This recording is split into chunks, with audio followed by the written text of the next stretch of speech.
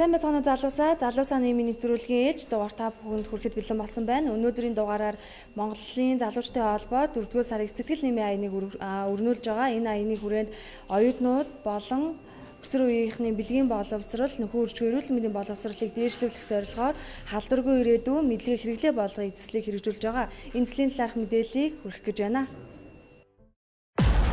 Монголын залуучдын холбоо үзүүлж байна.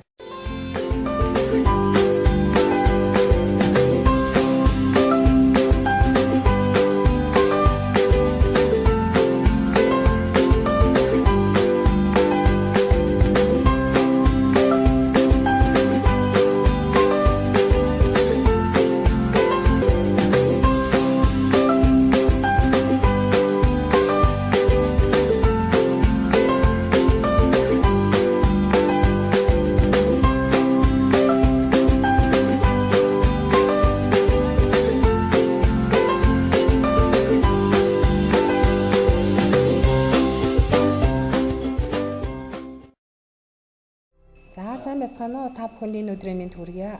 За би одоо та бүхэнд өнгөрсөн онд бүртгэгдсэн бэлгийн замаар дамжих халдварын статистик тоо мэдээний талаар товч танилцуулъя. 2016 онд бүртгэгдсэн нийт халдвар төвчний дунд бэлгийн замаар дамжих халдвар 21 орчим хувийг эзэлж байна. За энэ нийт бүртгэгдсэн бэлгийн замаар дамжих халдварынхаа 41.4%-ийн тэмбүү өвчин эзэлж байна. 29.2%-ийг нь одоо энэ заг хүүтэн, 29.2%-ийн тихна зөвчин эзэлж байна.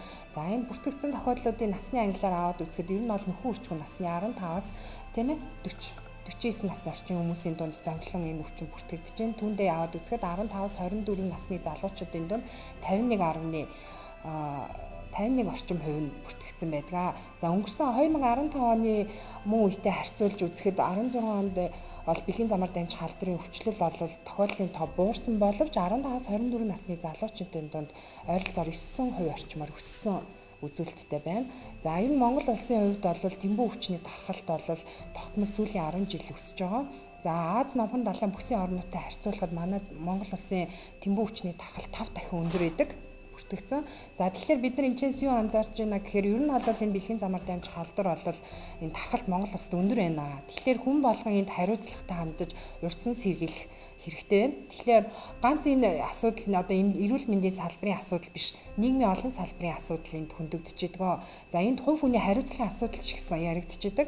Тухайн хүн маань одоо энэ халдвар төвчин тусчаад энийг эмчлүүлэх одоо тийм үн төлбөргүй эмчлүүлэх хэрэгтэй бол эргээд энэ өвчнөө бас одоо эмчлүүлэх нь тэр хүний үүрэг болж идэг. Бусдад халдаахгүй байх хэрэгтэй байдаг. Тэгэхээр хүмүүс маань бас энд одоо нухацтай хандаж, хариуцлагатай хандаж, эрүүл мэндийнхаа үүрэг, өөрийнхөө нийгмийнхаа хариуцлагыг биелүүлээсэй гэж хүсэж байна. Мөн статистик тоо мэдээс дурдахад өнгөрсөн онд 42 төрлийн тэмбүү бүртгэгдсэн байдаг Монгол улсад. За энэ өвчин дээр бид нар ингээд дүгнэлт хийгээд үзэхэд бол жирэмсний хяналтанда ороогүй 40 орчим хувийн жирэмсний хяналтанд огт ороогүй энэ төрлийн тэмбүү өвчин гарсан байдаг. Дийлэнх хувь нь жирэмсний хяналтанд орсон байдаг. Жирэмсний хяналтанд орсон боловч одоо энэ тэмбүү илрүүлэх шинжилгээ тэмбүү өвчин илрүүлэх шинжилгээндээ хамрагдаагүй. За шинжилгээндээ хамрагдсан ч эмчилгээндээ хамрагдаагүй юм тохиолдлууд гараад байна. Энэ дээр манай мэржлийн байгууллагын зүгээс юу гэж хандж байна гэхээр ялангуяа залуучууд хөдөө орон нутгаас ирсэн оюутан залуучуудтай хандаж хэлэхэд одоо тухайн хүн жирэмсэн боллоо гэхэд оршин сууж байгаа газрынхаа өрхийн эмнэлэгт үн төлбөргүй жирэмсний хяналтанд орж үзлэг шинжилгээнд хамрагдах хэрэгтэй сайдын тушаал байдаг. За энийг залуучууд маань мэддэггүй.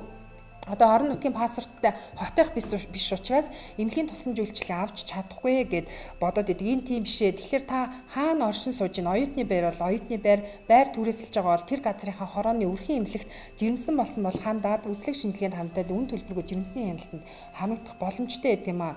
Энэхлээ мэдээлэл мэдлэггүйгээсээ болоод ихэнх тохиолдлууд маань одоо хүмүүс маань энэ жирэмсний хяналтанд орохгүй ингээд үзлэг шинжилгээнд хамрагдаж амжаагүй хожуу шинжилгээнд ороод ингээд одоо төрлийн тэмбүүгийн өвчлөл бол гарч байна. За бас энэ статистик мэдээлэлээр дүн шинжилгээ хийгээд үзэхэд бол одоо гэр бүлтэй хүмүүсийн дунд 52 орчим хувь бүртгэгдсэн байна. Өнгөрсөн оны дүн мэдээлэлээс харахад тэгэхээр бид нар энд юу хэлэх вэ гэхээр гэр бүлтэй одоо болцсон хүмүүс маань энэ бие биендээ үнэнч байгаа ч тий тохиолдлын бэлгийн битгий орооч. Одоо тохиолдол мөлийн хавталд орохоор бол бэлэвчтэй орооч одоо гэдэг талаар л уриалмаар байна. Тэгээ өсвөр үеийн хүүхэд залуучууд маань болвол одоо энэ мэдлэгээ хэрэглээ олох хэрэгтэй. Ер нь бол хүн болгоны бэлгийн замаар дамжих халдвар гэдэг өвчний тухай мэддэг. Гэхдээ хин ч ил гаргаж ярьдгүй. За энэ талаараа энэ өвчин маань өөрөө ингээд жоохон далд ороод байна. За тэгэхээр ер нь бол энэ бэлгийн замаар дамжих халдвараас бид нар хэрхэн урьдчилан сэргийлэхээр тухайн хүн маань өөрсдөө энэ хариуцлагатай л ах хэрэгтэй. Энэ бол одоо бидний сэргийлж бодох өвчин. Бэлгийн замын өвчнөөс бид нар энэ өвчнийг авахгүйгээр сэргийлж болох өвчнийг өнөөдөр бид нар ийм аваад халдварлаад ингэ явж байгаа нь бол өнөөдөр бид хэд мэдлэгээ хэрэглээ олгоогүй л харагдаж байна. 2016 онд Монгол улсад бүртгэгдсэн бэлгийн замын халдварт өвчний нийт тохиолдлын 51.2%-ийг 15-аас 24 насныхан эзлэж байна. Манай улсад одоогийн байдлаар 229 тохиолдол бүртгэгдээд байгаа бөгөөд тэдний дунд 15-аас 19 насны 12 хүүхэд байгаа юм. Судалгаанд хамрагдсан өсвөр үеийнхний 10 хүүхэд тутмын 7-нд бэлгэвч болон жирэмслэгээ сэргийлэх MR-ийг огт хэрэглээгүй байна. Судалгаанаас харахад өсвөр үе залуучуудад бэлгийн болон нөхөн өчхөн эрүүл мэндийн боловсролыг дээшлүүлэх мэдлэг, мэдээлэл зайлшгүй хэрэгтэй гэдг нь харагдаж байна. Халдваргүй ирээдүй мэдлэгээ хэрэглээ болгох төслийг 2017 оны 4-р сарын 12-ноос 2017 оны 12-р сарын 31-ний хооронд Монголын залуучуудын холбооноос санаачлан хэрэгжүүлэхээр боллоо. Төслийг Монголын гэр бүлийн сайн сайхны нийгэмлэг, халдварт өвчин судлалын үндэсний төв хамтран хэрэгжүүлэх юм. Төслийн ерөнхий ивент тэтгэгчээр Бамбуу шувцад компани ажиллаж байна. Уг төслийн эхний шат 2017 оны 4-р сарын 12-ноос 5-р сарын 31-ний хооронд үргэлжилнэ. Монголын залуучдын холбоо 2017 он залуу саны нэмээрээ төвшүүлэн ажиллаж байна. За энэхүү уриалгын хүрээнд бид нар халдваргүй ирээдүйн мэдлэгээ хэрэглээ олгоё. За өсвөр үеийн залуучуудад чиглэсэн эрүүл мэндийн боловсролыг дээшлүүлэх, нөхөн өрчгийн болон бэлгийн боловсролыг дээшлүүлэх, эрүүл зан үйлийг хэвшүүлэх, бэлгийн замаар дамжих халдварт өвчин, ХДХ-д хос өрчин сэргийлэх мэдээллийг түгээх зорилготойгоор энэхүү төслийг бид эхлүүлээд бэлтгэл ажил маань хангагдаад явж байна. За энэхүү төсөл маань 2017 оны 4-р сарын 12-ноос 12-р сарын 31-ний хүртэл үргэлжлэх болно. За энэхүү төсөл маань ерөнхийдөө 3 үеийн шаттайгаар явагдана. За 1-р үе шат нь ерөнхий боловсролын 10, мэргэжил сургууль үйлдвэрлэлийн 10 орчим сургуулиудад нөхөн өрч эрүүл мэндийн боловсролыг дээшлүүлэх сургуульд орно. За 2-р үе шат маань болохоор хүүхдийн зуны туслан болон хэвлэл мэдээллийн байгууллагууд мөн топ аж ахуйн нэгж байгууллагуудын хүний нөөцийн менежерүүдийг хамруулсан нэгдсэн том сургалтыг зохион байгуулж энэ сургалтаар олсон мэдээллийгээ цааш нь түгээх зорилготойгоор 2-р үе шатыгаа бид зохион байгуулж байгаа. За 3-р үе шат нь юу гэхээр 9-р сард оюутны эрүүл мэндийг дэмжих сар болдог. За энэ сарыг угтаад бид нар нэгдсэн сургуулиудын 10-аас 20 орчим сургуулиудыг сонгож аваад энэхүү сургалтаа хийн. За төслийн маань хаалт болоод 12 сарын 1-нд дэлхийн тохгүй өдрийг угтаад бид нар томоохон арга хэмжээ хийснээр энэхүү төсөл маань ерөөхдөө эхний үе шат маань ингээд дуусгах болох юм аа. Ирээдүйн мэдлэгээ хэрэглээ олох хаяны одоо хамтран зохион байгуулагчаар оролцож байна. За тэгэхээр Монголын гэр бүлийн сайн сайхны нийгэмлэг бол нийтхүү хамт бэлгийн болон нөхөн өрчгүй эрүүл мэндийн боловсрол олгох, тусламж үйлчлэгээ үзүүлэх, аюулгүй үр хөдөлтийн тусламжийг одоо нэвтрүүлэх, залуучуудад бэлгийн замаар дамжих халдвар ХДХ тохоос урьдчилан сэргийлэх чиглэлээр үйл ажиллагаа явуулдаг байгууллагаа 94 онд байгуулагдсан. За ингээд өнөөдрийн байдлаар манай нийгэмлэг бол 15 салбартаагаар одоо энэ үйл ажиллагааг зохион байгуулж байна. За нэгдсэн улсын байгууллагын хүн амын сангийн залуучуудын хөгжлийн хөтөлбөрийн хэрэгжүүлэгч түнш байгууллагаар сонгогдоод залуучуудын үеийнгийн боловсролын үндэсний сүлжээг бэхжүүлэх үеийнгийн сургагч, үндэсний сургагч, багш үеийнгийн сургагч багш нарыг бэлтгэх чиглэлээр ажиллаж өнөөдрийн байдлаар 1200 гаруй үеийнгийн сургагч, 250 үеийнгийн сургагч багш, 10 үндэсний сургагчийг бэлдэж үндэсний хэмжээнд үйл ажиллагаа явуулж байна.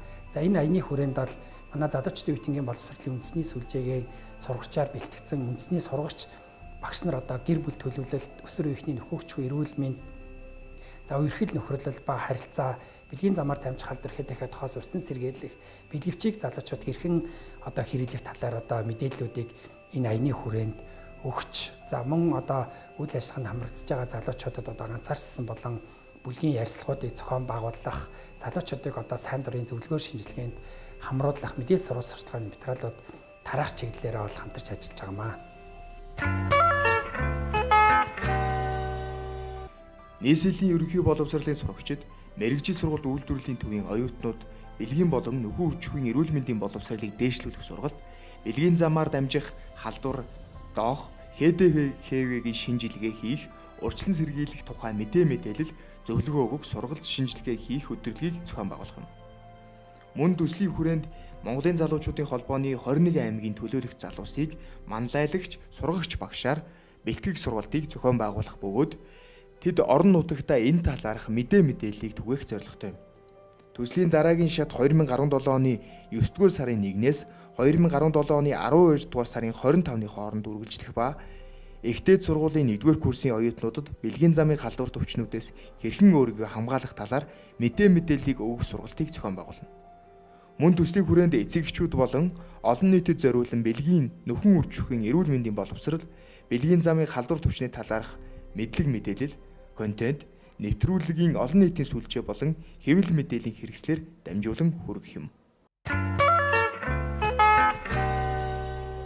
За залуучуудын үе тэнгэн боловсролын үндсэн сүлжээ Viper нь Аз намхан талаан бус нутгийн 52 гаруй улс орнд бол салбартай юм байгууллага. За тэгээд бидний зорилго гэх юм бол бэлгийн болон нөхөрч эрүүл мэнд эрхийн чиглэлээр бол өсвөр үе залуучуудад мэдээлэл олгох, мэдлэг түгээх ийм зорилготойгоор үйл ажиллагаа явуулж байгаа. За тэгээд өсвөр үеийнхэн гэх юм бол яг яагаад бид нар ингэж ярих хэрэгтэй гэхээр магадгүй мэдээж түрүүнд дурсанчлан өсвөр үеийнхний дунд бэлгийн замаар дамжих халдвар, за үр хөндөөлт, хүсээгүй жирэмслэлт бол маш их байгаа. Тэгэхээр энд бол яг бэлгийн болон нөхөрч эрүүл мэндийн мэдээллийг бол тэднэрт өгөх зүйтэй юм аа гэсэн тийм дүгнэлтэнд хүрсэн байгаа. За тэгээд нөгөө төгөр гэх юм бол яг энэ маань юутай холбоотой гэхээр нөгөө эрүүл мэндийн хичээл хасагдсантай бол маш их холбоотой. За тэгээд эрүүл мэндийн хичээл хасагдсанаар яг энэ нөхөрч эрүүл мэндийн мэдээллийг бол нөгөө өгөх хүн байхгүй, багш нараас мөн бусад хүмүүсээс авах боломжгүй, эцэг эхээсээ асууж чаддаггүй өсвөр үеийнхэн маань. Тэгэхээр энэ талаар бол яг мэдээллийг өгөх зорилготой яг энэ Viper клуб бол ингээд Монголын залуучуудын холбоотой хамтран ингэж аяныг бол зохион байгуулж байгаадаа бас баяртай байна. Ерөнхий боловсролын сургуулийн ахлахангийн сурагчдын дунд нөхөн өрчмөн эрүүл мэндийн бэлгийн замын халдвар төвчний талаарх мэдээллийг эрүүл мэндийн хичээлээр нь орхон зайлшгүй хэрэгтэй байна. Өөрөөр хэлэх юм бол ахлахангийн сурагчид мэдээдэд мөртөө мэдлэгийг өнөөдөр хэрэглээ болгож чадахгүй байна. Далд хэлбэрээр энэ төрлийн мэдээллийг үе тэнгийнхнээсээ аваад байгаа нь бэлгийн буруу зан үйлд оруулахад нь өөрсдөд нь маш зөргөөр нөлөөлж байна. Тийм учраас бид өнөөдөр зайлшгүй ахлахангийн сурагчдын дунд эрүүл харилцаа оруулахын тулд бид энэ төрлийн хичээлийг эрүүл мэндийн хичээлээр нь оруулах нь зайлшгүй хэрэгтэй байна гэдэг хэлээ. 2016 онд бүртгэгдсэн нийт бэлгийн замын халдвар төвчний тохиолдлын 50 гаруй хувийг 15-аас 26 насныхан эзэлж байна. За энэ нь бол өсвөр үеийнхэн бэлгийн замын болон хөрш эрүүл мэндийн боловсролын мэдлэг мэдээлэл дутмаг байна. За дутмаг байгаа дээр мэддэг нь бол мэддгээ хэрэглээ болгож ашиглаж чаддгүй байна гэдэг нь харагдаж байгаа. Тиймээс залуус бид нар бол ямар нэгэн байдлаар нөхөн хөрш эрүүл мэндийн боловсрол дутмаг байгаа бол бид мэдээлэл болох хэрэгтэй байна. За мэдээлэлтэй байгаа нэг нь амьдралаар хэрэглээ болгох зайлшгүй шаардлага тулгарч байна гэдэг нь бас эндээс харагдаж байгаамаа. Ингээд өнөөдрийн залуу саны нэвтрүүлэг энд хүрээд өндөрлж байна. Дараагийн дугаараар уулзцаая.